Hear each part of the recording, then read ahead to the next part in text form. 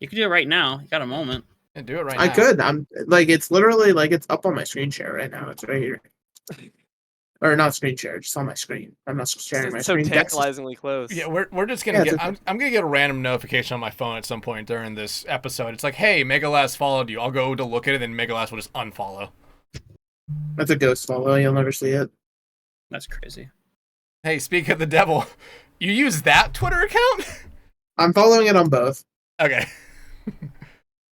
Okay. Well, fun fact I learned recently, that Twitter account is what was linked on Wikipedia until I told them to fix it. That was scary. I mean, that's the Twitter account you used a lot until you really did decide to split up the two things with casting and VTubing. Okay, well, see, fucking one of them has art on it that people who see shouldn't see. Yeah, hey, so, hey, you know the bit I normally do? Yeah, I know. Yeah, I know. Yeah, we're live. Of course we are. Wait, what? Not live. We're recording. Not live. Oh, okay, recording, not live. The mics are hot, so to speak. Gotcha. Mics are I was hot. about to say, are we like on stream right now? Like, No, live? no. Not that you're aware of. Yeah. The Chinese proxy server I have streaming is that's crazy. All my info up there already. Well, it's been nice, guys. All your info, all Hunter's info, all Mega's info, Bitcoin mining, like, what do you think? This is an entire front for just a fucking... All to fuel my Ethereum profile. Yes, yeah, excellent. like, this is just a pyramid scheme. This is just a front. I'm down with it. Where am I in the pyramid? You're somewhere in it now that you're a guest. All right, I'll take that. I'll work my way up. I'll climb. I'll scale. Yeah, but everyone... Welcome back to For the Love of Prod, episode number 16 here. As always, I am joined by Huntertain and Megalass, and we are pleased to be joined by our guest this week of Deelo. Deelo, man, I'm going to be honest, I hadn't heard about you a lot until essentially these past 7 days when you started showing up in CGL, but you've been doing a lot over there in the short amount of time you've been there. Yeah, no, completely understandable. I don't expect you to necessarily know anything about me. I mean, hey, that's why I'm here anyway. Megalass and I only became acquainted very recently, and through our friend Echo, who I became good pals with over at TEC. So, I mean, kind of a fun, wacky string of events that got me here, but happy to be on board. Appreciate y'all having me.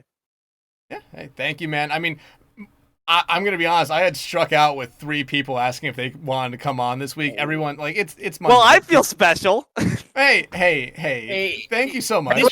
You were the first person I reached out to. Okay? Thanks, you were the first person I reached out to. Everyone was either busy or they were, or hell, one person just didn't respond. But everyone was just busy, or we had to move up the podcast to like record at 5, and that was just something that I could not do. Yeah, you're all good, my friend. Yeah. No worries. Well, happy to be on here nonetheless, and yeah, it's cool. I mean, CGL's got a good wacky group of casters that I'm looking forward to meeting. I mean, I've barely still like scratched the surface. Only 3 casts in so far, but I'm happy to be part of it. It's all a lot of fun so far. Yeah, you're joining at the end of season 15, and we have, I mean, a whole bunch of events I'll be going on throughout the summer, so that should be fun. What, Hunter? The end? There's legitimately, we are so packed with events. Like, it is actually absurd how many events we're gonna have in the next 3 months. Struggling from success. I mean, but like, it's gonna be so fun to watch Headrammer go poor. Honestly, though, let's make Headrammer poor. Okay. Honestly, that's what we'll do. We'll get all the money for ourselves. Our teams are gonna win all the big bucks. Easy dubs. Definitely not our team. Hey, listen. All I'm saying is, I don't know. We'll win something. We grind it out. We grind it out in the off season right here and become an open tier team and win it all. Hey, we're getting the big money. Let's go. Yeah. All right, but let's actually get on to what the normal part of this podcast is. Deelo, like I said before I started hitting record here, we have 2 normal questions we ask you, and the first one is, what got you into doing stuff with esports and within esports production?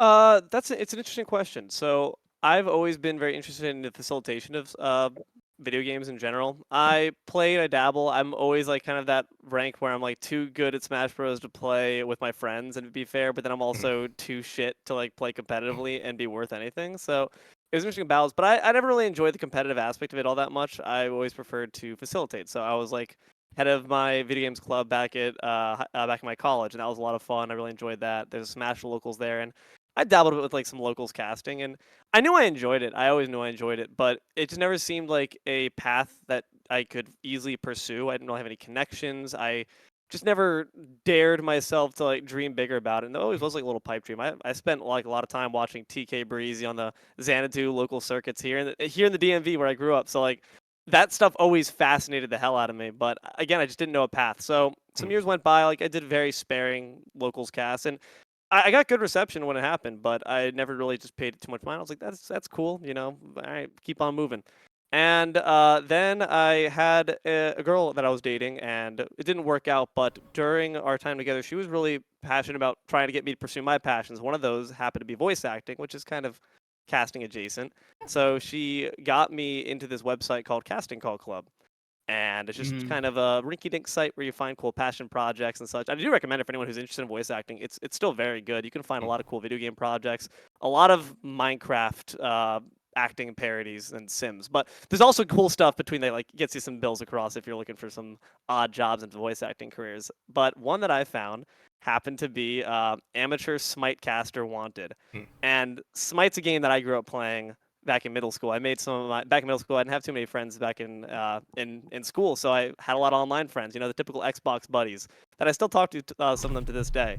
So Smite's got a really special place in my heart, and I was like, that sounds really freaking cool. And who, of course, was the one who posted it but who I didn't know would be soon, my mentor and now good friend, Anthony Malum, caster extraordinaire. And so he was a play-by-play. I knew I wanted to be play-by-play. I've always been a very loud person, very bombastic. My mom would always complain about it, but now, hey, put to good use, right? So I instantly became a play-by-play. Anthony was super pleased because he was like the only play-by-play that was really putting in the hours. So he instantly took me under his wing.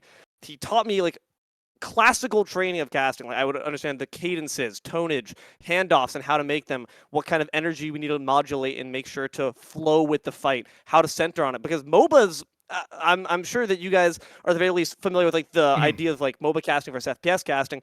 It's incredibly hectic. I've cast now for like a lot of different games. I'd still say that MOBA casting, I'm very grateful that I started with it because, in my opinion, there's the most to track and there's a lot of downtime and you need to understand a lot more things like handoffs versus like a game like Rocket League, for example, where it's kind of fluctuated action and two casters are kind of operating on the same 1.5 level. So I just trained up from there and I just started to like it more and more. I wasn't super passionate about the work that I was doing, so I really made a big back in my actual 9-to-5 working with USAID. Loved the mission, but just desk job, not my thing. So I would really come back home after a long day's work and I instantly get the grind on for casting. And at first it was just like a fun hobby, but with time, with expansion, I started to branch out a bit more and I started getting more paid gigs. I was like, shit, man, this is pretty cool. This is fun. I'm still looking to get a LAN experience at some point, but it's brought me mountains farther than I ever thought. And honestly, if I could look back like 5 years ago and see where I am now, I think that Deelo would be absolutely astounded and really proud. Yeah, I mean, I feel like all of us here can basically say that like if we went back and watched our first cast again and see how we're doing now, it would be incredible to see the progression that we've been able to make here just in this short amount of time. Because Hunter, you've been on and off for what? You've said, I don't want to say. Are you muted? You're about to say it. Yeah, I think you're about to say the magic number. I was gonna say 7. 7 is correct. Yes. Okay. And Mega, you're 4. Wow, am I that bad of a caster? You think it's only been 4 years? Crazy. No, I've been going since 2018, big dog. I've been here, no breaks, on it. All right, respect it. We're out here.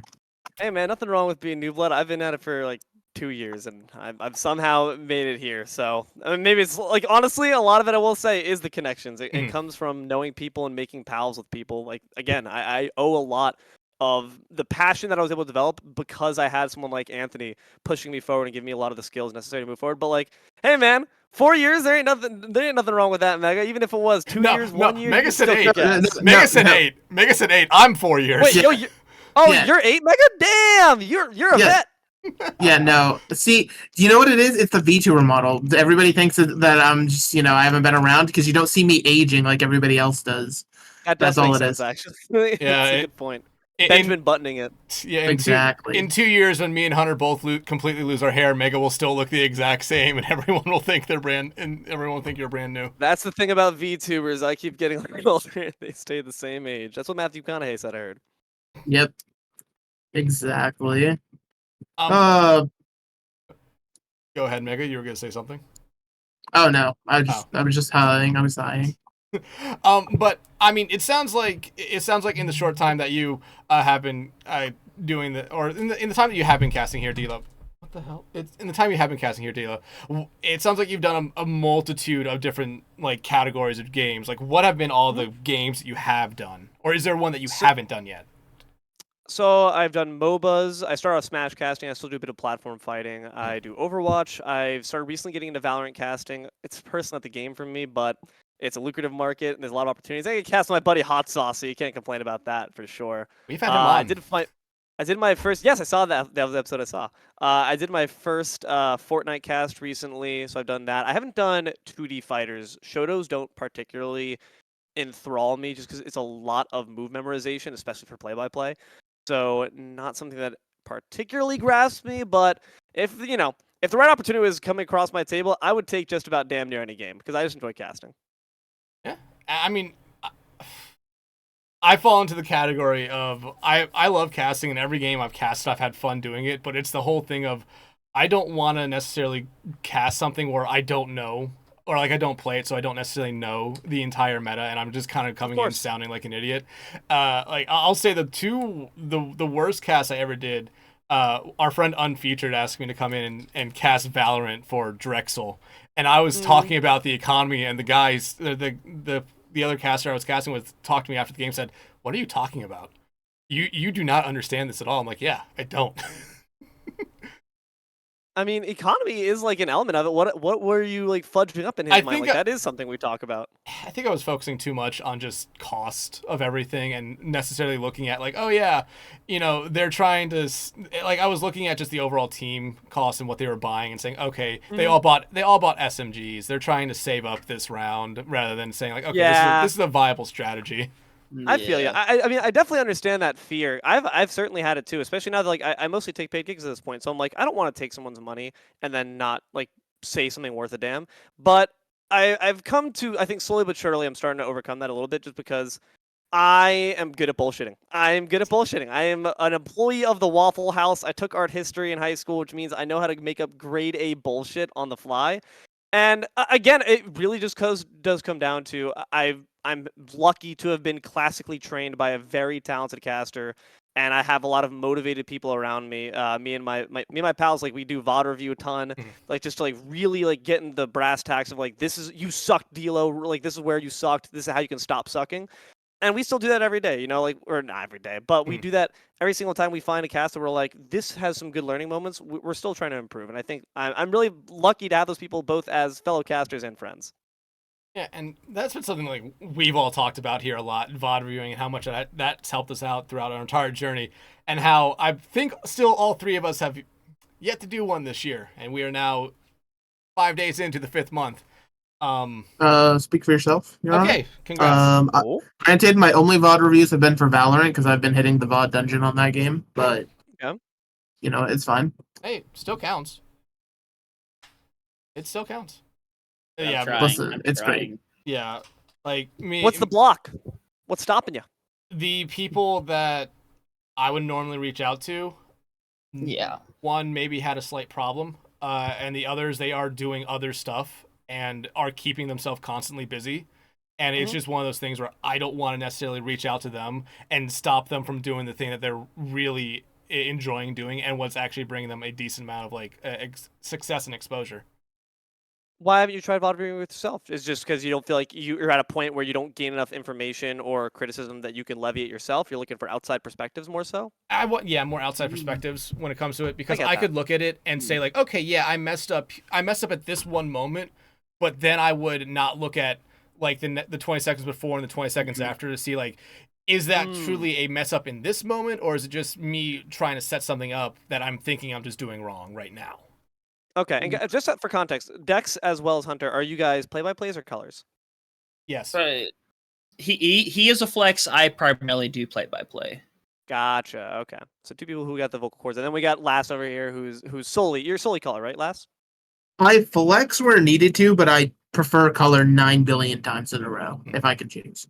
Gotcha. Well, I do hope I hope you're able to break the streak, and Megalass seems to have already gotten ahead of you guys on that one, so you got to catch up, man. VOD review, always. There's always room for improvement. Even I do think that, yes, obviously it helps to have a different perspective, but honestly, even if it's just yourself, sometimes just getting in the booth and like, especially with casts that like you don't feel the most proud of. I try to avoid casts where I know I just did like shit, because like then oftentimes I just know like everything that I've done wrong. It's like you don't need to beat yourself up any further about that. You know exactly where everything went horribly. But I don't know, those casts where you had some good moments, but you also have some bad moments. Those are the ones that I always try to go for, particularly myself. And yeah, it's just helpful to, like any muscle, it needs to be flexed, it needs to be trained, it needs to be honed and built back up. Yeah, absolutely.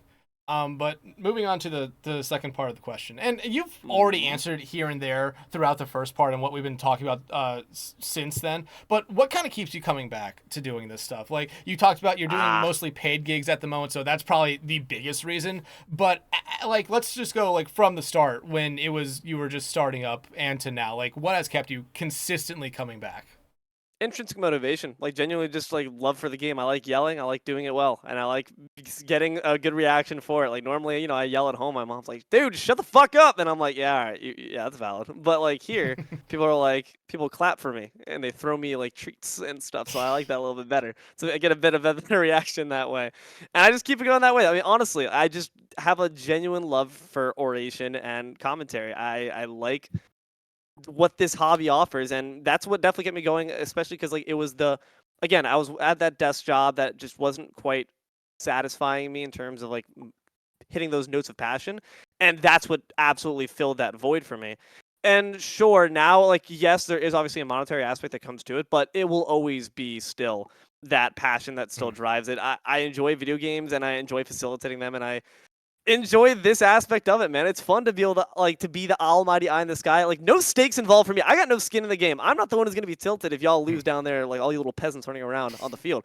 But I will get invested in it because like just naturally I enjoy it. And that's the thing. Like I do VOD review with like other people. I do a little series called Crash Course Casting where sometimes, especially Smite casters, because I'm a bit more, as you guys know here, around here, CGL parts, no one knows this name. But Smite, I have a bit more pull, so people know to come to me, Anthony, and my friend Musi as well for like VOD review and such. And one of the things that I think like that you can always just tell innately from, at the very least, play, I think it's much more apparent, is like just, are you excited by the events you're seeing? Are you faking your reactions, or are you even like trying to fake it at all?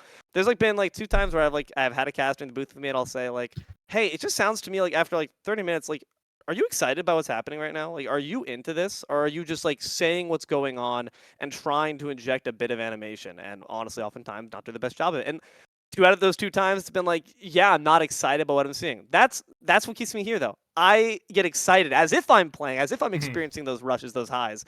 But again, without any of the fucking practice necessary. So I feel like I'm a pro Rocket League player, but really I'm just on the sidelines cheering them on. Yeah, no, and I think you bring up a really good thing right there.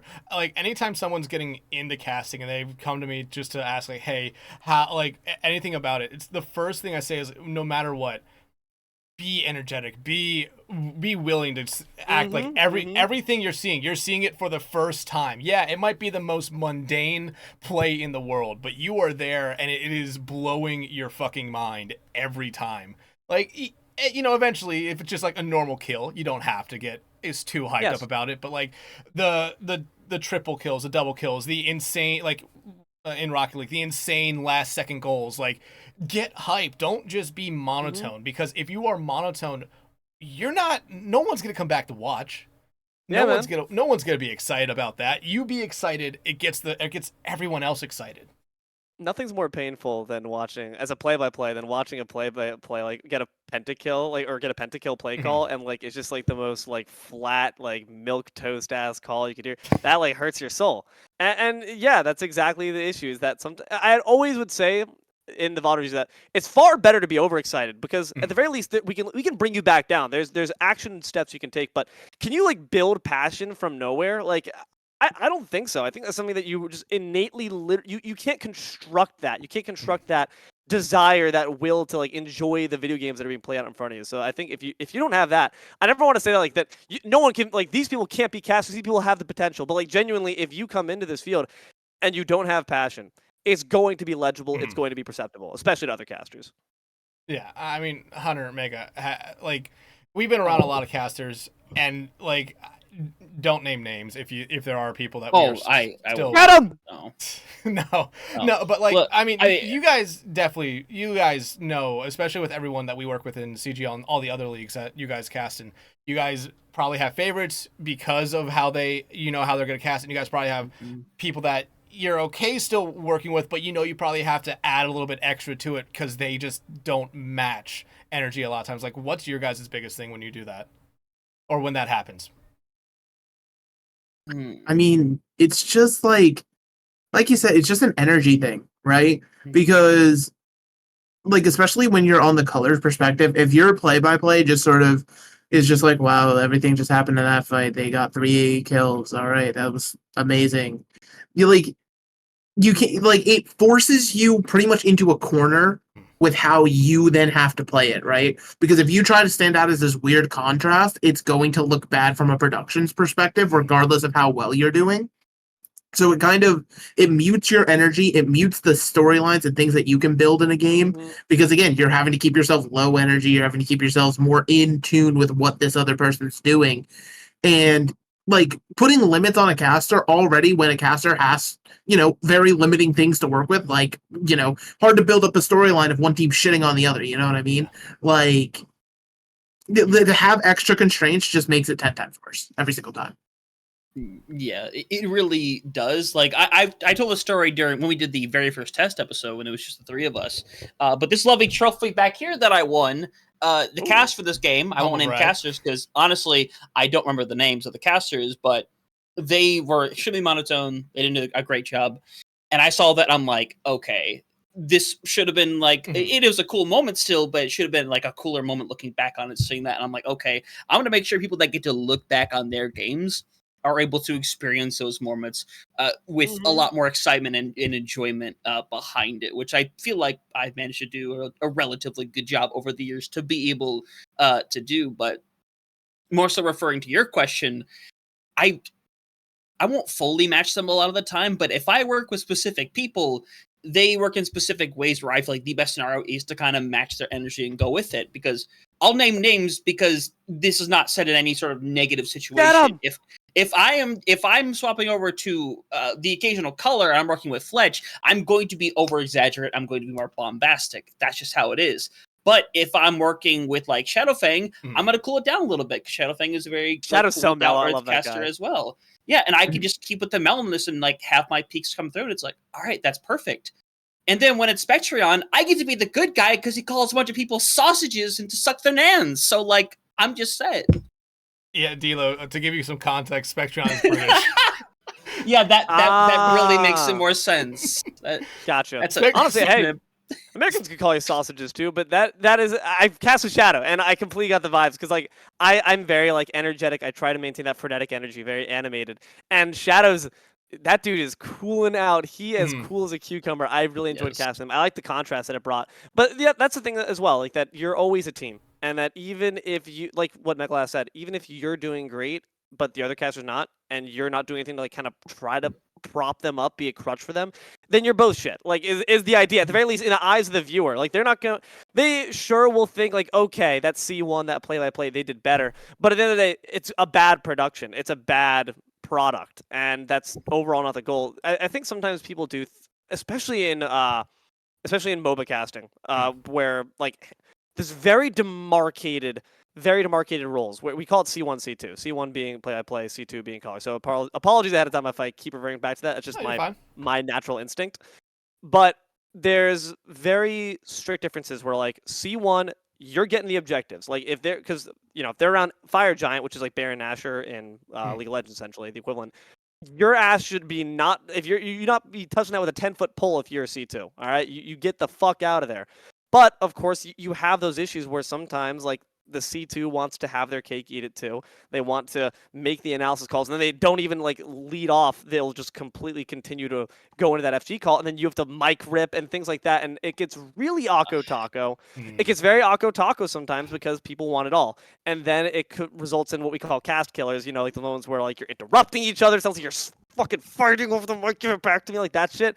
You can't have that. So at the end of the day, even if it like you got to bite your tongue a little bit, even if you have to go back and cut into what in theory on paper is good casting etiquette, sometimes you do have to make those sacrifices just to make your teammate look good. Because if you're making your teammate look good, and that's what you guys are in the booth, you're a band of brothers, you guys have got to work together, then you look good no matter what. If you're only looking good by yourself, then you're not really doing your job as a caster. Yeah, absolutely.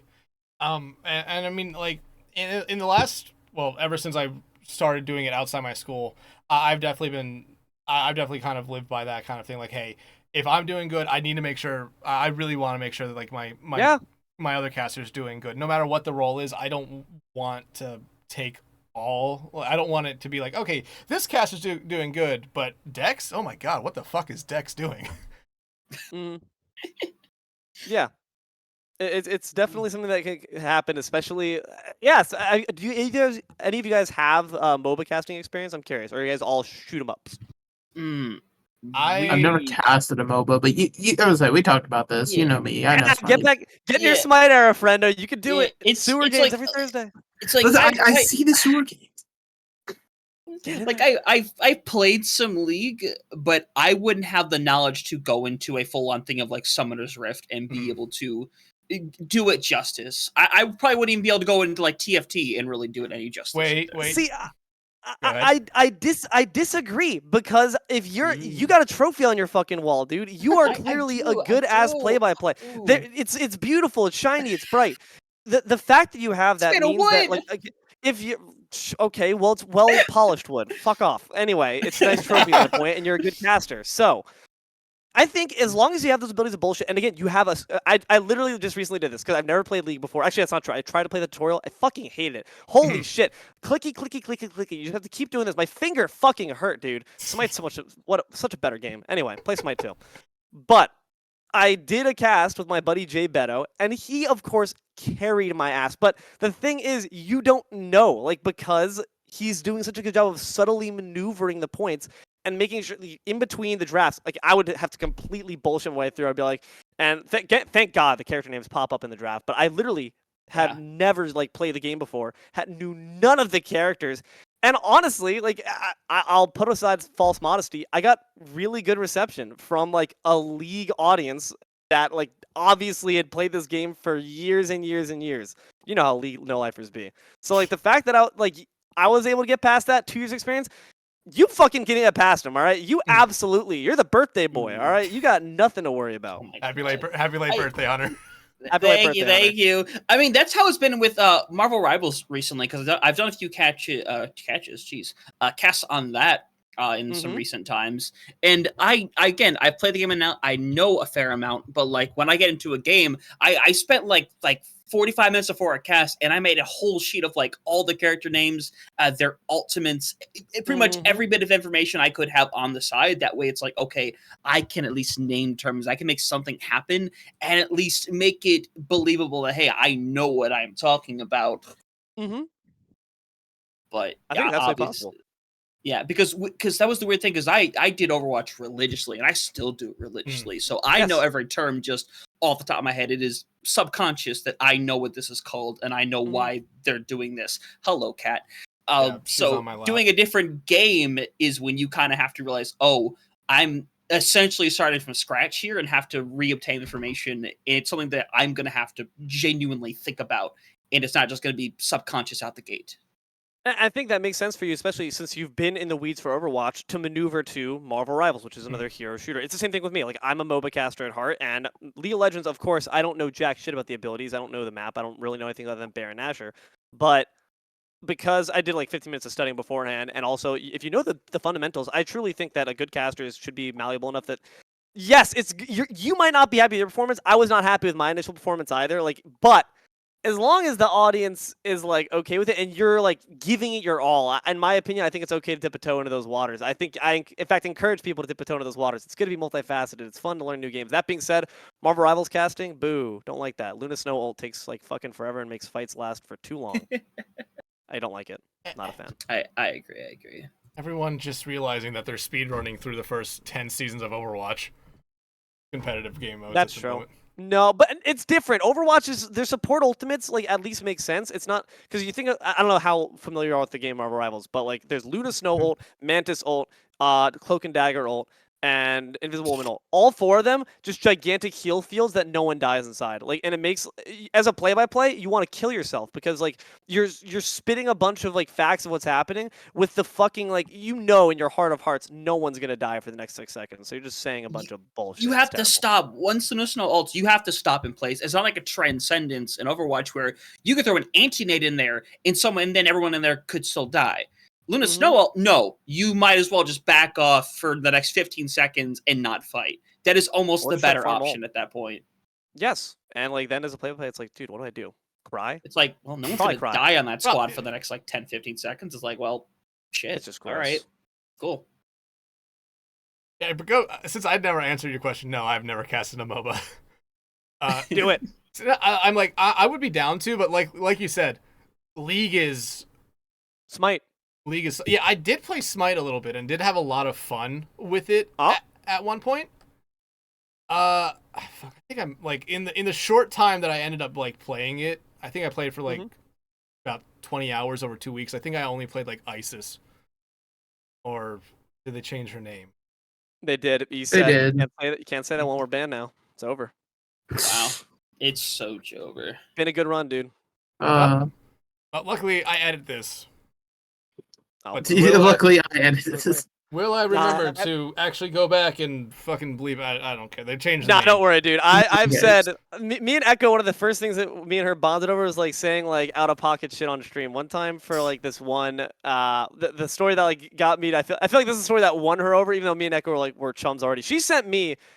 She won't mind me saying this. She says it to everyone. It's a hilarious story. She's like her one where like it's an audio file like her saying like because they've been a bad boy. Like someone says like someone gets spanked. Yep. And like then she's like, because they've been a bad boy, and I'm like, Echo, I didn't realize you got game like that. So then I immediately sent her my clip of like me and my buddy Anthony were doing a Rocket League cast. It was like a 1v1 or 2v2 tournament, and someone like puts up a bunch of shots, and Anthony's like, shooters everywhere, the shooting just doesn't seem to stop, Deelo. That's the handoff, and I'm like, shooting does not stop, Anthony, and thoughts nor prayers will save them. And Anthony just like fucking like couldn't like pick back up. I'm not gonna lie, like I'm surprised I've not gotten in like more trouble yet from like saying shit like this. But I've yet to get reprimanded too harshly. Just yet. Soon, I'm sure. Here, while we do this, who has this fucking skibidi? I don't have nitro. I went to hit it, but I don't have the nitro. I got you, bud. Don't you worry. I got this shit on standby. Hunter, tell me when you have it ready. Okay, I do have it ready. Okay, yeah, so this is our friend Spectrion, the one we talked about who's British. Mm-hmm. Respectfully, Skibbity Riz. That's one of them. That was on cast, huh? Yeah, yes. Well, this one was on cast for sure. Skibbity Ohio Riz. What are we doing, yo? I thought you were gonna play the other one. I was scared. No, I'm not touching the other ones. No, I'm good. Do the other one. I did do the 2 already. No. Do mine. Oh yeah. On broadcast. I've seen some crazy balls these days. What was that? I'll play it one more time. We'll silence the chat. I've seen some crazy balls these days. Fire. I like that. I think I like that one the best. Yeah. Hold up. I would like to say, because this ties back to to helping your other caster. Joker didn't help in that situation. I was casting with Joker. I say that shit, and he, instead of being like, oh, fucking let's move on, let's do something else, he just laughs. He just laughs for like the next minute. I think it depends on the moment and how like embarrassed that person's gonna be. I don't mind. I one time said there's an ability for Vulcan and Smite called Backfire, and I accidentally said beads, which is the relic to immune CC. I said beads and a back shot, and then I was like, fuck. But then of course I'm casting with Anthony, so like I finished the fight, and Anthony's like first line is, Beads and Backshots was actually my nickname back in high school, and I'm like, God damn it, dude. Because like you just know you're not gonna get away with that. So I think it depends on the situation, but Beads and Backshots has followed me, haunted me ever since that. But that's just part of the game, baby. God It's damn just it, part of the act. I have two good names for the episode, and I don't know which ones to choose. It's either good at BSing or beads and backshots. Beads and backshots goes crazy. Beads and One's gonna get more clicks.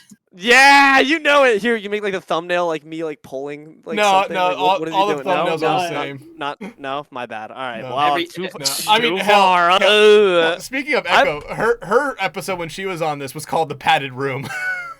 That makes so much sense, honestly. Oh, I miss Echo. I haven't got a cast with Echo. CGL's keeping me apart from her. They know we're just too chaotic together, apparently. I respect it. There's some good names of our episodes. Some of them have been some of them have been reaches. Some of them are definitely reaches, but you know you've got some bangers in there. I will say. Okay. I do my best to entertain.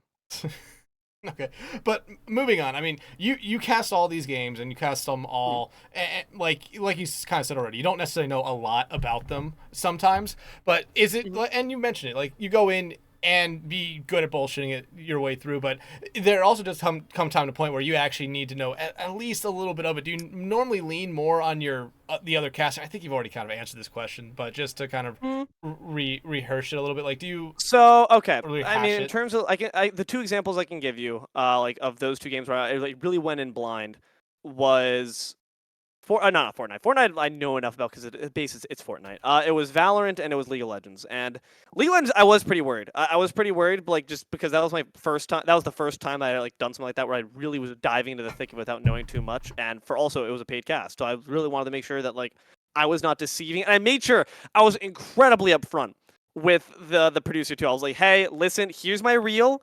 Take me or leave me. I will understand. I have no experience in this game, but I can cast a mean fight. And he was like, fuck it, that's fine. We need someone. So he got me on there. I did lean on my C2 a lot. Like literally in between the drafting phase, I was like had a notepad out and I was like, all right, tell me everything I need to know in like 5 words about each of these characters. You're like, all right, this character's got an immune ult. It's gonna go up in the air. You just like look for that they're immune. This character's got skill shots, all skill shots. That's all you gotta care about. You know, fucking this guy, Gnar, he turns big, starts fucking beating people up. He goes small, he starts throwing shit, throws rocks and stuff. Like so I would get like just the brass tacks, the very bare bones. But almost in a sense, my fatal flaw as a caster, and it's been this way since day one. At first, it was like my speed. I like would just talk way too fucking fast, and in a sense, this is a symptom of the same issue that is always my core fatal flaw, which is I just try to do too much. Whether that be saying too much, trying to cram too many syllables into one sentence to the point where it's incomprehensible, or I try to be way too funny. And like, I'll put aside false modesty. I think I'm a funny caster. I think I do my job well of introducing humor as well as hype moments. I try to strike a good balance with that. But oftentimes, like I'm doing better at striking both of those objectives when I'm not trying. And dude, oh my god, in my VOD review, me and my buddy Musey, I don't know why Musey didn't criticize this earlier of me. I was like, dude, like fuck. I knew it for so long. I couldn't stop rhyming. I could not stop rhyming. It was so stupid. It was so bad. Like any single time, like they're giving make haste as they give chase. I'm like, fuck in my mind. I'm like, why'd you do that? Like, because sure, sometimes it's okay, but like you're not here to be green eggs and ham, Dr. Seuss looking ass. Like it's dumb. And after a while, it gets super sickening for my co-caster, poor Music Land, having to sit next to me while I continue to try to make limericks. And then also, like, I'd imagine the viewing experience too. So like, doing too much is always my fatal flaw. So in the sense, going into a game where I didn't know really anything, I almost kind of did better sometimes than in some of my like Smite casts where like I knew everything, so I tried to do everything. So I just think it goes down to getting back to the basics. And again, that's where that classical training, that's where Anthony's advice, Anthony's tips, all those literally like hours we spent in the lab practicing rhythm flow. That's where that really carried me. So yes, I definitely relied on my C2. Jay Beto, word up. Like he fucking carried my ass when it comes to all the technicals, because none of that matters jack shit if you can't actually tell the story of what's going on in this game. And I couldn't do that. I couldn't tell you, like, I know someone died, but what was it? Oh, it was a cross-map Azrael ult. I didn't understand that. Jay Beto fills in the gaps. So yes, I did rely on my C2, but I do still look back at that cast and I think I fulfilled the mission. And Hot Sauce told me the same thing with Valorant. He was very kind. I think Hot Sauce is definitely being too kind in generous saying this, but he was like, no, you're still like better than plenty of Valorant casters like that I've been with that like know the game. I'm like, probably bullshit, but I appreciate the sentiment. And Hot Sauce, like if I can get that from him, a caster with his experience, I'll take it. Yeah, I mean, when we had Hot Sauce on, it was the first time that I had ever talked to him, and I like it. It seemed like he's very genuine with how he responded to a lot of the questions. So it would make a lot of sense if he's telling you did a really good job, better than some other Valorant casters that he's done with that. It's probably the truth. But I mean, you talk about fatal flaws and trying to go too fast.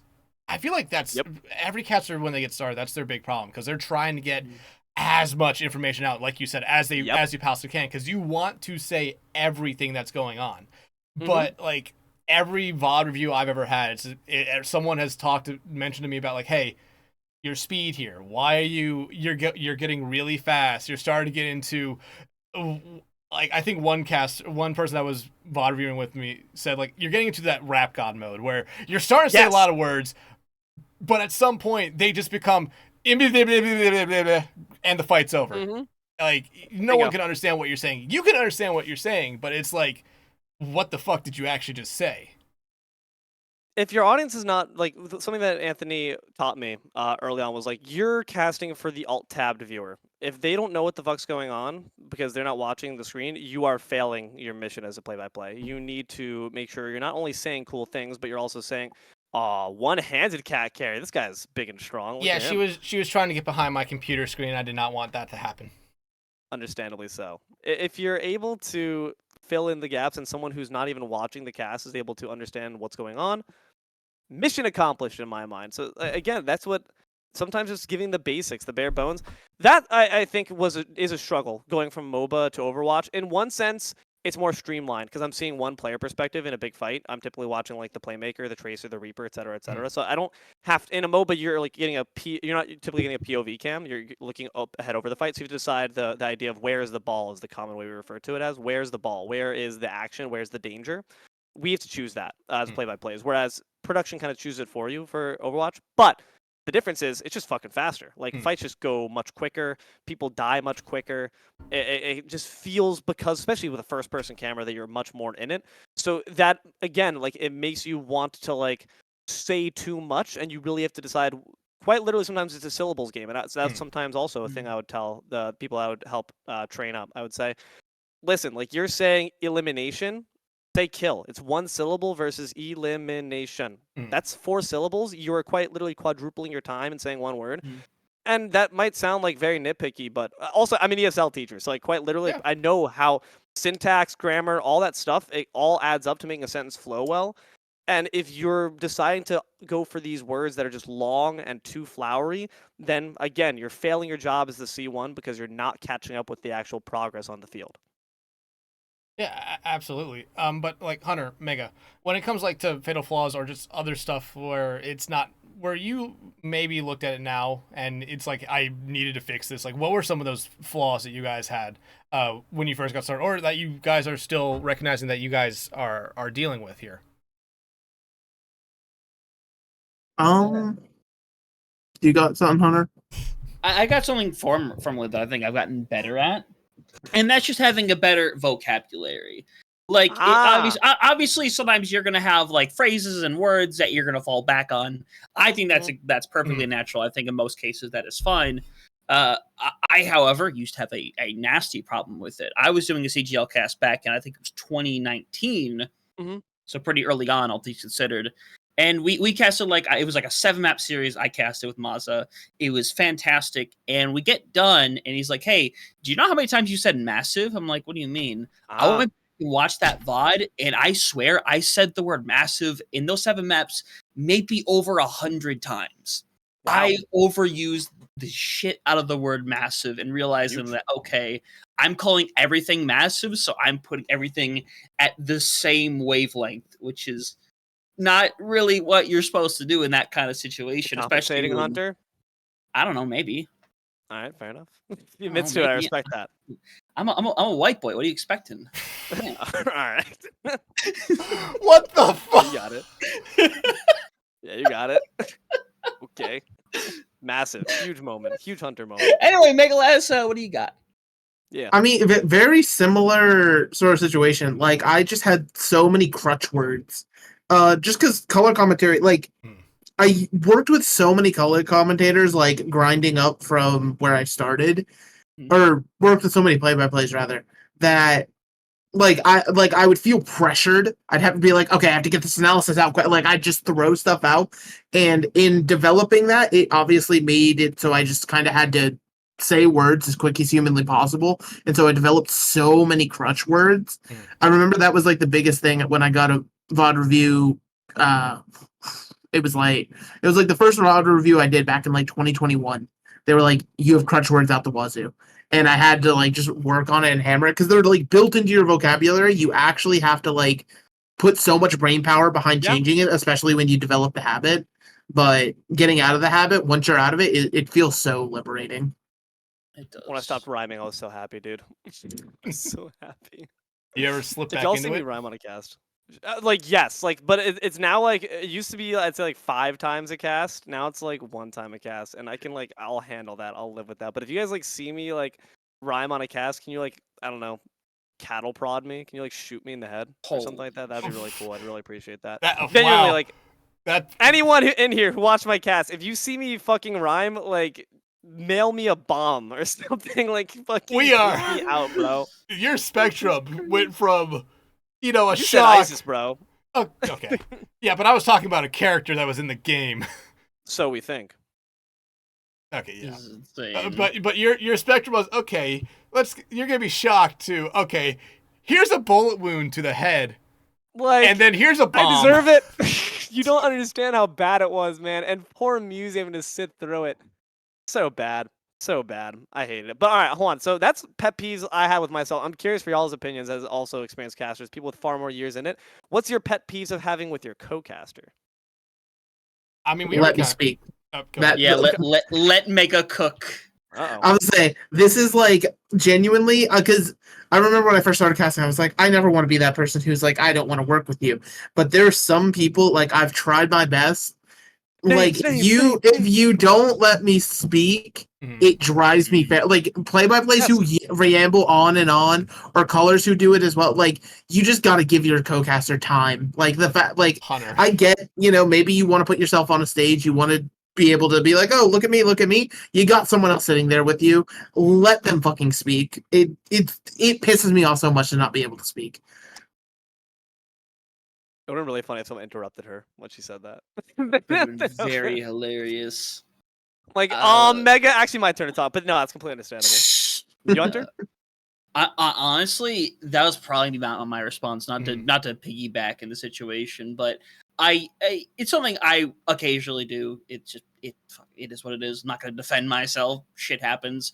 To be fair, what happens for me, I mainly do it during like outros. Like Dex knows this extremely well. My Midwest goodbyes of an outro. Okay, hey, that last time it happened, it was not your fault. The producer just cut stream.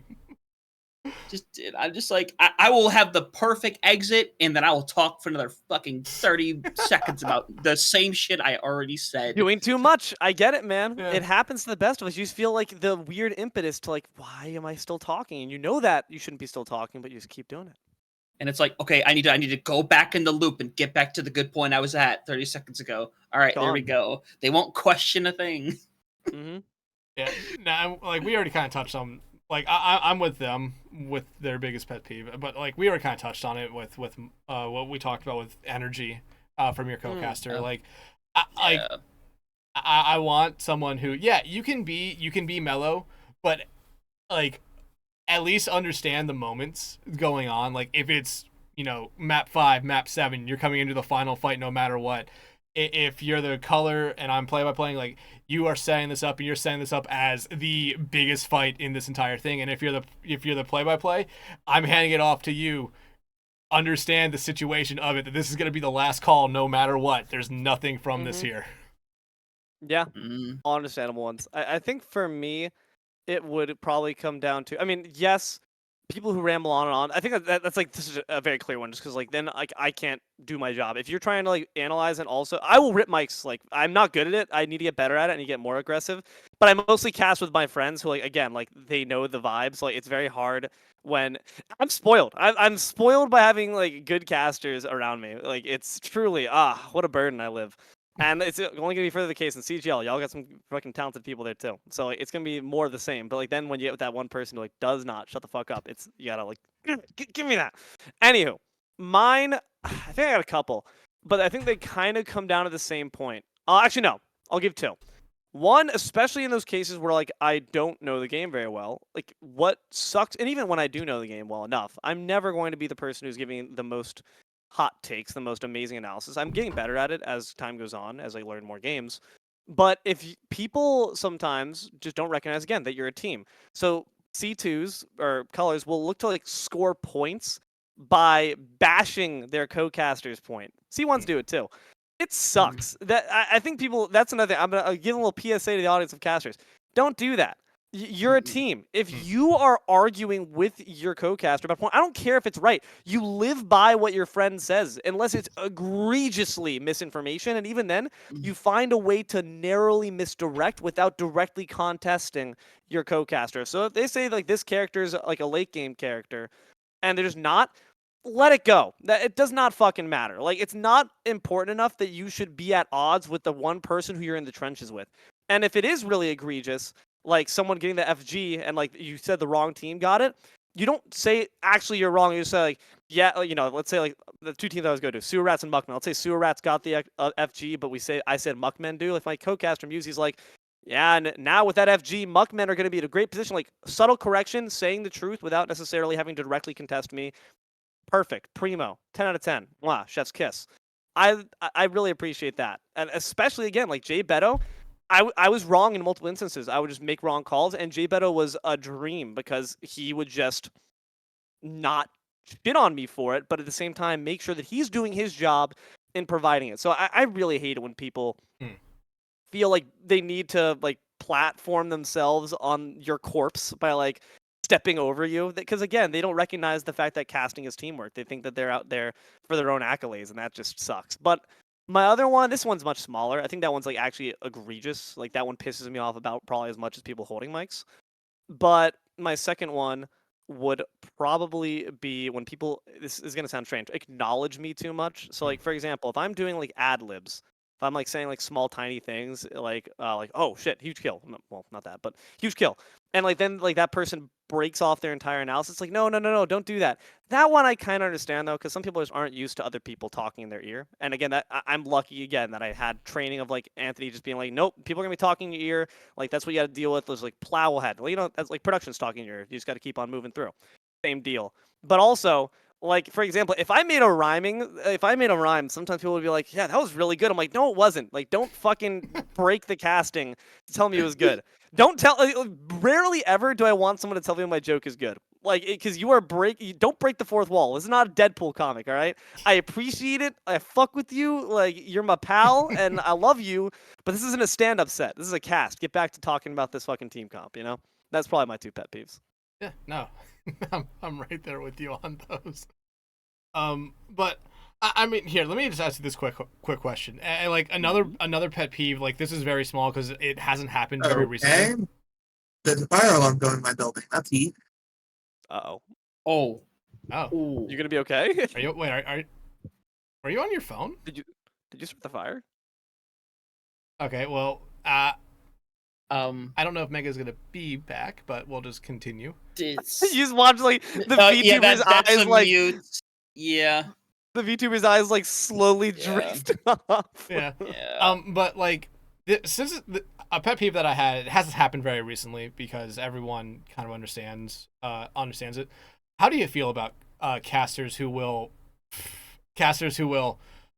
just curse? Like they'll say fuck, shit, ass, like in it. Like I'm okay with people saying damn and damned because that's about as far as I'm okay with saying any sort of like bad word on stream. But if someone says like, oh yeah, this team fucking sucks, it's like I Ooh. kind of lose a lot of respect for my caster at that moment. How do you feel about that? Okay, well, I probably haven't gotten anything that egregious. I've gotten like I've gotten jokes that are like that cross a line, but like Oh not yeah. because they use foul language. But like for example, like the joke that I said earlier, like that. To be fair, that definitely crossed a line on level with a curse word. However, I think cursing is so much less like fun. It's so much less creative. It's like you're just gonna drop an F bomb like on a. It depends on the context. Is what I say. I've been part of casts that like were paid casts, but also like literally the person hosting the stream got paid $200 by his chat to take off his shirt, and then like so. It depends. It all depends. And for those casts, they let us off the fucking leash. So like, there we cursed. However, for I'm assuming we're talking about professional production, Yes. like CGL level. Then yes, that's gross. Like I've been lucky enough to not really experience that. Honestly, again, it's only really been just shite jokes from me and my shitter friends. I don't even know how to react. I'd probably just move it right along because like, why would I give any fuel to that fire? But you're right. It shouldn't be done. It's not professional. Yeah, like, and I'm right there with you. Like charity, like when I do stuff for like charity events, I will kind of relax a little bit, and there'll still be times where it's like, oh yeah, I'll say shit, I'll say fuck on stream, but it's the level of it. I've also done very dumb shit on charity streams. These two can talk about it. You ever do a shot of peppermint extract? No, that sounds awful. I hate mint in general. I'm not a big mint fan, except for my toothpaste. But this man destroys himself for charity. It's crazy. Yeah, don't take a shot of peppermint extract. that sounds horrid. I'm It does. sorry. So you ever have like one of those not the like normal peppermints where it's like a small round disc, but it's like the small barrel. It's like a peppermint barrel. No, again, not a mint guy myself. Yeah. So no. Have you can't ever say I've seen experienced them? it. No, a barrel of mint. No. It's like small. It's like a small marshmallow, essentially. Okay. Now imagine that just forming at the back of your throat for about 5 minutes. Yeah, I'd rather like die. That sounds like my worst nightmare. Do you like mint flavor? No, I mean yeah, but not anymore. Yeah, of course, not in that. But at the very least, you have a base foundation of enjoying it. Nah, I personally could never do it. That sounds terrible. It sounds like torture. I'm sorry to hear that. No, it was I left that for last. It was like, okay, if we hit $1,000 tonight, like I didn't think we're gonna hit it, and we hit it in like 2 hours. My mom was the person who donated to get over someone from the league itself donated to get over the mark, and my mom was watching the stream, and she's like immediately googling, is peppermint extract poisonous? Nice. I don't even, dude. The $200 for taking off the shirt wasn't even for like charity. It was just like that guy's chat was a bunch of freaks. Dude, they started like auctioning off like the caster shirts that are like my buddy Mort was casting. Like how much for your short, Mort? How much for yours, Deelo? I'm like, I don't know. Like, dude, I saw it. I saw that light at the end of the tunnel. Someone was like $200. I'll do it right now, and I was like, could use the rent money, but I held strong. I'm not gonna lie, dude. Like, because I was considering. I was like thinking in my head. I was like, could use the money. Same time, like my casting integrity doesn't go away. Funnily enough, funny story about that streamer, the one who hosted it. He's like now like on the lam. He said he's gonna stop streaming, and then someone like donated him $4,000 to keep streaming for 3 months, and he just took the money and fucking jetted. Hey. So. Once the money hits your bank account, you don't have to do anything. I have no obligation to you. You don't sign the papers. Yeah. There's no contract. There's no verbal There's thing. no release. Yeah. But Well. I don't know if Mega's gonna come back. But let me ask this one question. Let me ask you another question here. I mean, we've been talking a lot about working with casters and a lot of casters in different games. But let's focus on like observers and producers. We've mentioned Echo a lot throughout this, and that is definitely one person that we all know very much here. But like, I have to imagine going into a lot of these casts, because like you said, you do a lot of different games. You're going into sometimes blind to the people you're working with. Like, what's that kind of situation, or how do you normally go into those? I mean, what did I do when I met Shadowfang? I started hazing Shadowfang. Like I was like, not actually, obviously it was ironic hazing, but like I just started like razzing the fuck out of him, and he took it like a champ. Let me tell you. But like, what did I say at some point? I was with who was my spec? Time to Light. Time to Light. I'm pretty sure was my spec. Yeah, Time to Light's cool. It was Time to Light and like a few other peeps. So like Shadow was like, yeah, I just got up, and I was like, go back to sleep, and then don't wake up. And then everyone was like, whoa, whoa. I was like, nah, I was like genuinely, I was just like, obviously, like voice laden with sarcasm, but like I just kind of see the vibe. Like, I'll ask, of course, the questions. That was me in my eyes, like my first few, still to some extent. I'm in y'all's backyard. This is not CGL's not my stomping ground. Yeah. So I will defer to folks. Like I will ask questions. I will be respectful. I would ask Thor. I said like how familiar with these teams, like just so you know, like I'm the new kid on the block here, so like I'm gonna be like I'll try to pick up the knowledge here, but you're gonna be like primarily the one who can carry the storyline since I don't really know too much. I'll make it very clear. Like I don't know, I just try to suss out vibes. I've never really had. I'm trying to think if I've had like a bad experience. No, it's not actually. I haven't. I can say this one complete. I can say the name because now we're good friends. My first cat ever with my good buddy, the Morton Man, my old buddy Cash Money Morty, who now helps me run my community server. He's like good pal of mine, funny ass dude, good caster, great content creator, love him. When we first met, this is like pretty early in my casting career. I was still doing like only amateur gigs really, and only really in Smite. He was like, Deelo, I'm gonna warn you. I'm like, I like to make a lot of jokes. I like to be a funny man in your cast. I'm like, yeah, me too, dude. I know my way around a joke. He's like, do you really? Because you seem like you went to a Christian private school. I'm not gonna lie, it's the vibe you're giving me. And I was like, all right, yeah, but like, fair. Like, what? We'll see. One, like, I went to public school, and 2, Jewish, so wrong on both counts. I by no means felt like he had gotten the good read on me. I knew he had like no idea like what I was up with. And then like, you know what, I casted my game, and right afterwards he was like, all right, you're pretty goated. Like, and like now like we're good buddies. So like I don't know. I don't let shit shake me. If someone comes in like with an ego, which is so common in the casting scene, right? Like that's the one thing I will always say to people like that don't do casting. My buddies, they're like, oh, like how's that going? I'm like, same old, same old. Like, I love the work. Sometimes I hate the community because sometimes people just come in like fucking swinging around like their dick and they think they're the hottest shit on the block, and then their shit stinks. Like they're not even that good. That happens a lot. You just gotta shrug it off. So I haven't had any actual like horror stories where like I'm just like, I will never work with you again. Actually, wait, no, that's not true. That's not true. There's one, and I can also talk about this one. I feel like I'm hogging the mic. Is it okay? No, you're fine. But here, before you continue with your thing here, go ahead. If Mega was here, she would have jumped in immediately on the people coming in thinking they're the hottest shit in the world. And she's told the story multiple times that she casted with someone. It was their first cast, and like they got better throughout it. But at the end of it, basically that brand new caster told Megalass and everyone there that they were ruining almost everything for them. That they were doing everything good, and that everyone else was doing everything horribly. It's just like it's a natural thing that this kind of job attracts somewhat egocentric people. I like to hear myself get the center of attention. I like to be the center of attention a little bit. I like a little bit of attention. You know, I nom on as a quick little treat. And I enjoy like the spectacle of it all. So like naturally this kind of work, it attracts people with big personalities. Sometimes the big personality is just like your big fucking giant head, you noodle brains like walking around thinking that like you're so cool, that you're so good. And again, like a lot of people, this is a pretty saturated market. There's a lot of people who are not good. A lot of people who have like who still get high up that are not good, if I'm being honest.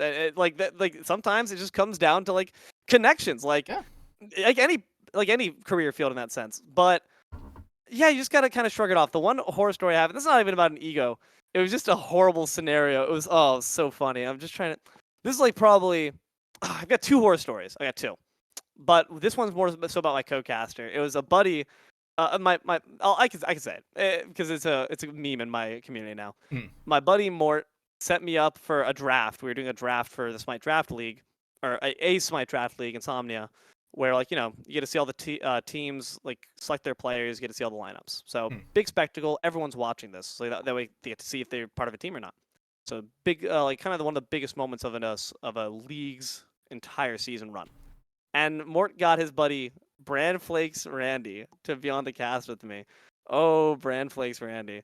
And him and I have no issue now, and we never really did. But Mort was hyping this man up, said he's the Deadpool of casters, and I was like, what the fuck does that mean? Like, okay, bet. So I've never seen him before, never heard him cast before, and we get on there, and holy shit, was it painful, because every single time a player, like, he's supposed to be my color. He's supposed to, like, give me I yell the player's name all excitedly to say where they got drafted. and he talks about the player. He talks about the role they perform, what they do, etc., etc.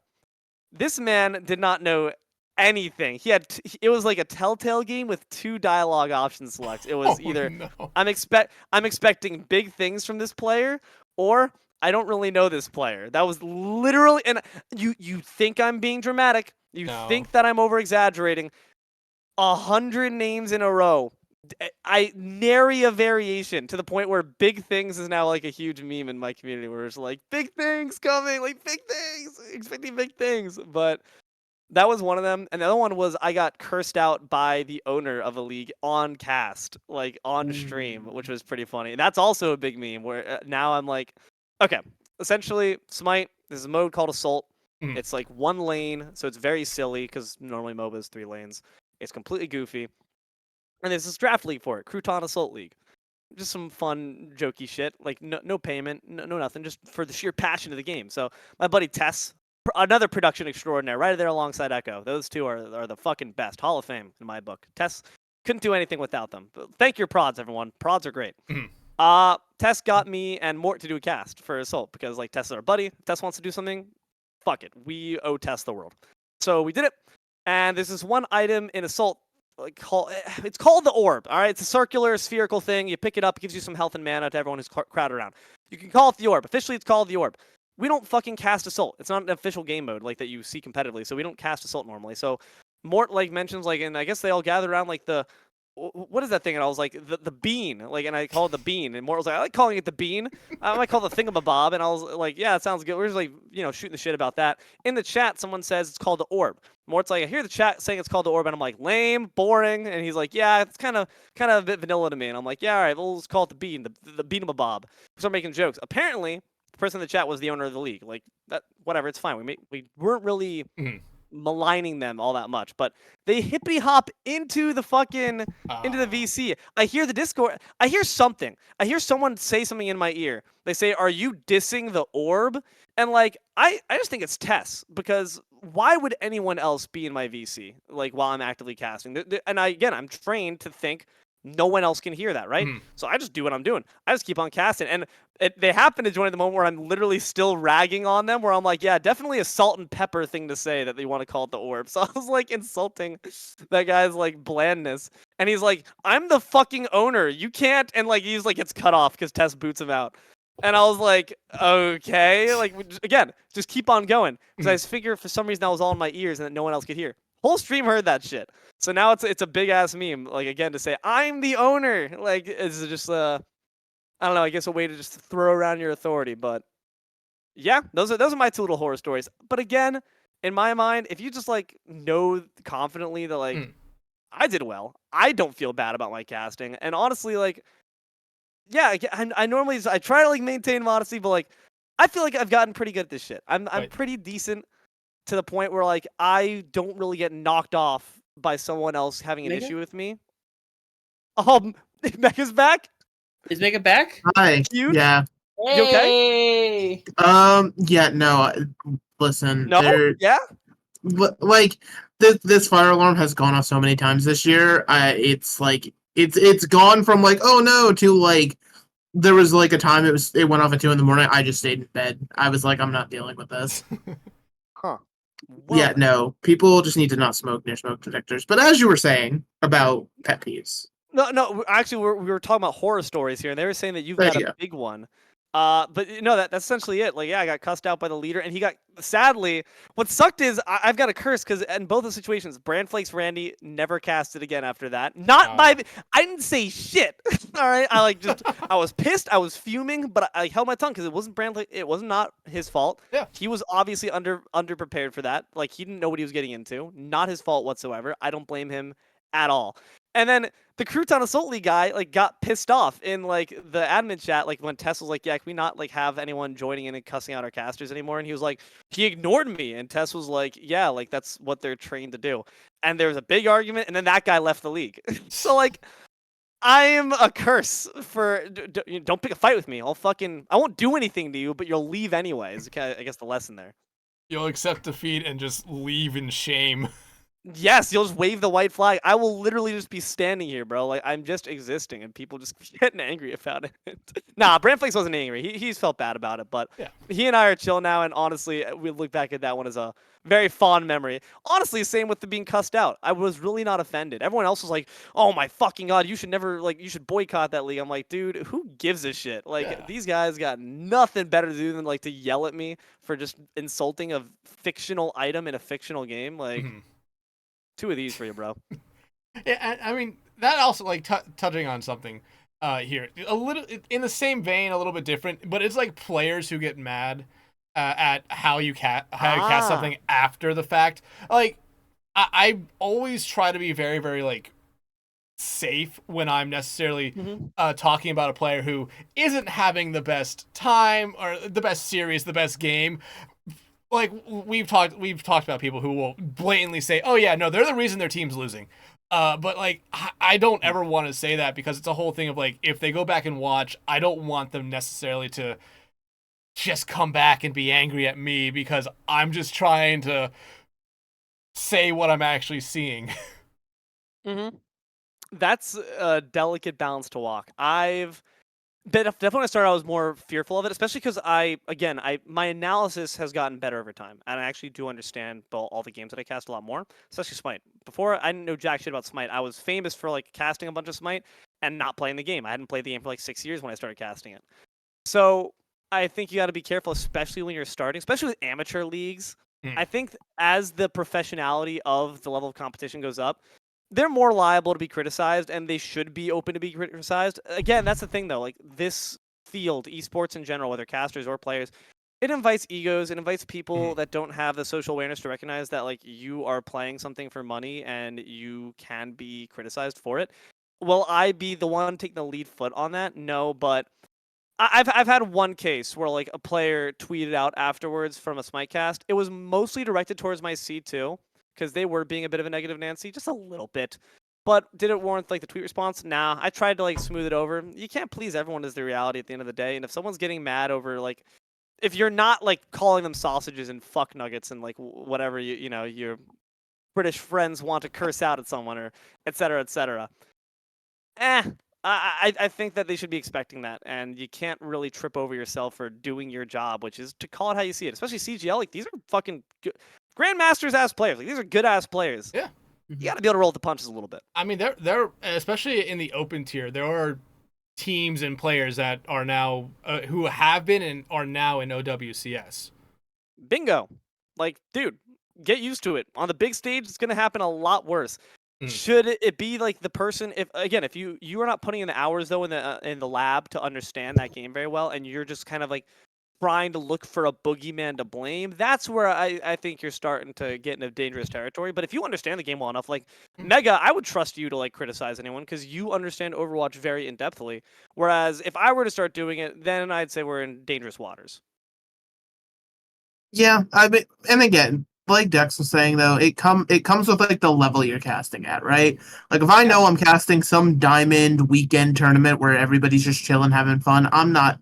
At no point am I going to say anything about a player besides, "Wow, that was a good play," right? Sure. Now, I will openly say, as soon as I got the chance to cast OWCS when BPL was doing group stage stuff last year, I would 100% listen. I got the chance to flame UV live, and I took that shit. I gripped it, and I ripped it. I am a UV hater, but like again, but also again, it comes with making sense in the context, right? You don't want like a. I mean, you don't know Overwatch League, Deelo, because you're new to the scene, but like, you don't want the 3 a.m. hexagram cast. You don't want that. Where he was just, he literally on broadcast, the main official broadcast was just calling London Spitfire dog shit. You don't want that. But like again, within context, right, of just being like, hey, yeah, this is a misplay. This is why this fight went that way. That's completely normal, right? And when you're at a certain level as a player, like if you see that and it upsets you, I mean, no offense, if it upsets you instead of driving you, then that's on you as a player rather than the caster. Yeah, like you can't be expecting everything to be sunshine and rainbows. You're allowed to have bad games, dude. Like it happens in any profession. If athletes can take it, like I don't know, LeBron's getting shit on and he's the GOAT. Like why are we not able to take criticism here when we're trying to play for the big bucks? like I get it, but I don't. I obviously don't want to necessarily be put on that big stage myself. That's why I'm not fucking competing. But you are. You asked for it. Take your medicine. Hunter, you ever had to deal with anything like that?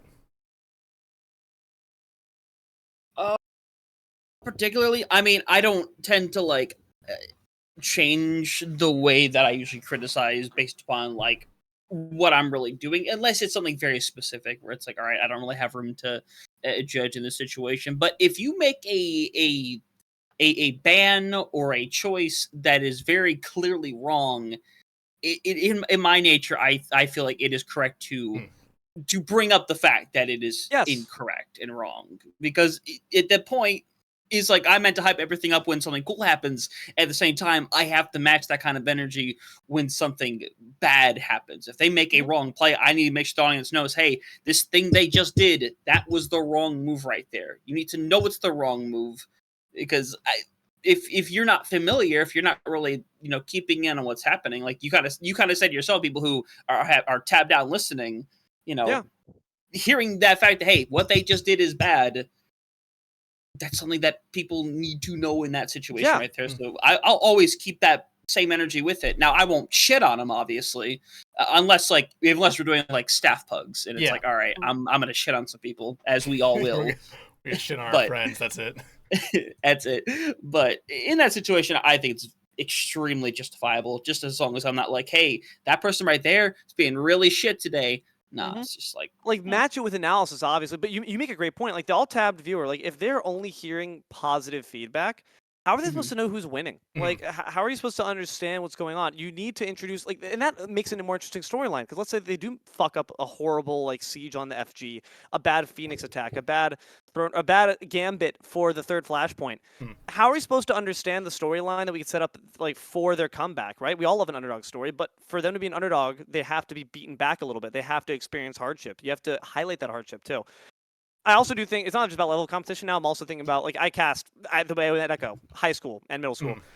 I'm leaving them alone. All right, those kids can fucking run around, have as much fun as they want. I'm not going to rob them of the joy and innocence they have and the whimsy that they're trying to approach esports with, because that would be cruel. That's fucked up. If you're like, if you're beating, I don't like if they're performing at an exceptionally high level, fine.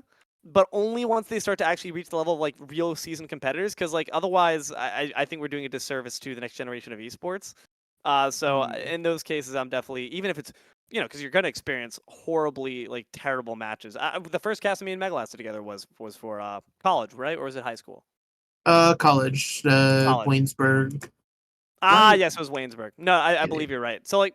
They're kids still. I still consider them kind of kids, even though they're a bit more young adults. Like, I don't know, man. I'm not going to fucking shit in their salad. They're still trying to have fun.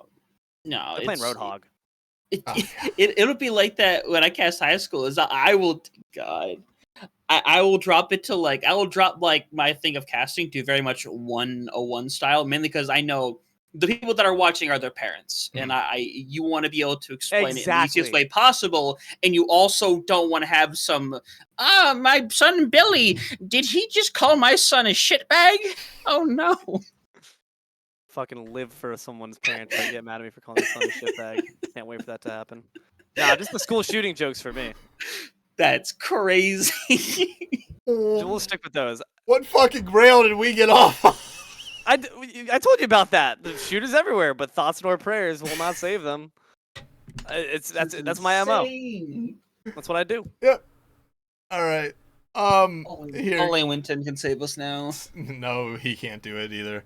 Okay, but Mega, Hunter, do you guys have any more questions here for Deelo before we sign off for this one? Oh no. Winton. Or Deelo, do you have any questions for us if they can't come up with one? That's my question, Winton. Is that actually real? No, it's an image. Oh, I got excited, dude. I was like, that's pretty. I wish I had a Winton. I guess, like, I am curious for like y'all stories of like how you guys united to become the triple trifecta threat that you are today. Was it all over CGL? In what way? Do you mean like for this podcast, or just how we got to where we are with casting? Podcast, I suppose, especially. But like, how did you guys become like how did you forge the fires of friendship to reach the point where you're like, yeah, let's fucking collab with this product? Did you guys all meet through CGL first, or was it through something different? I think for the most part, all of us met in CGL. There might be some Tranquility, which is a league that no longer exists, and maybe a little bit of BPL in there as well. Am I right with that, guys? Just about, I would say so. Yeah. I know we probably met for the first time in Tranquility. Yeah, would be my guess. And as for this podcast, I mean, it like I've said it before on this thing.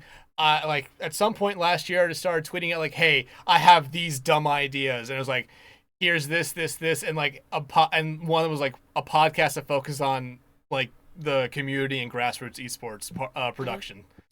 And I was like, the only reason I call them dumb ideas is because I don't know if I'm ever actually gonna do anything with them. And that was like early last year.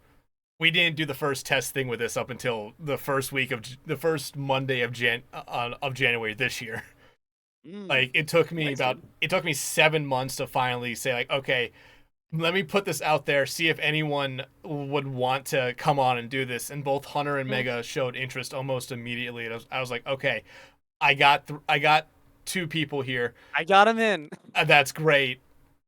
Let's see how it works with 3 people, just us, and let's see how it works with getting a guest in every week. And after our second test where we had our first guest, we really liked that and just kept on going with it. Nice. That's really cool. I'm glad to see. Also, the name is sick. For the love of prod, big fan.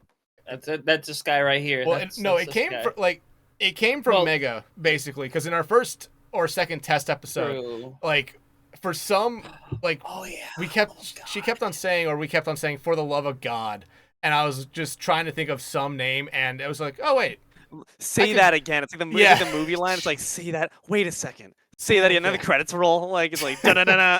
Yeah. And movie ass. We did have like a bunch of other like names that were ideas, but it was just none of them really stuck. I think the like the next best one was one that Mega had called Tech Pause, but I think that like I put up a poll saying like, hey guys, what's the best name? And Tech Pause was second behind this one. So close. Yeah, but I think this one works a lot better because I mean it's neat. Yeah, and I mean for the most part, everyone we have on is mostly doing this because they love doing, whether it be producing, observing, casting, and everything else. They are mostly doing it because they love it. There's pay every now and then, but they are doing it for the love of the game, for the love of prod. Bingo! I like that, man. Good spirit to have at it. But lost Mega again. Yeah, she died. Yeah, my PC blue screen. Oh damn! Unfortunate. Well, I guess that's a better time than any to wrap up this episode. Wait, I want my bit. I want my bit. Yeah, Mega has a recurring bit that she started last week with Poofa, and it was really good. Right. So she's gonna ask you a question here. Okay. All right, hard hitting question. You got to lock in here, Deelo. Sure. Do you know the show Blue's Clues? Yeah, familiar. Did you know that the landlord of the house is actually Mr. Salt? Really? He is the one with the deed. He is his name on the deed. What's the implications of the relationship then? Like that sounds like unhealthy cohabitation in that case. It's never going to live with your landlord. It's never going to live with your landlord. Exactly. See, that's toxic. You never know. Like it's crazy, right? Like you're just having to live with your landlord. I've done that. It's not fun. Like you can't fucking dude. One time I was living with this guy back in Argentina. Like he got a new freaking what is it called? Non-stick fucking cast iron skillet. Like fucking, you try to cook anything in that bitch. He's complaining, nonstop complaining. It's like, what the fuck's it for then? Can't even cook some pancakes. You bitching.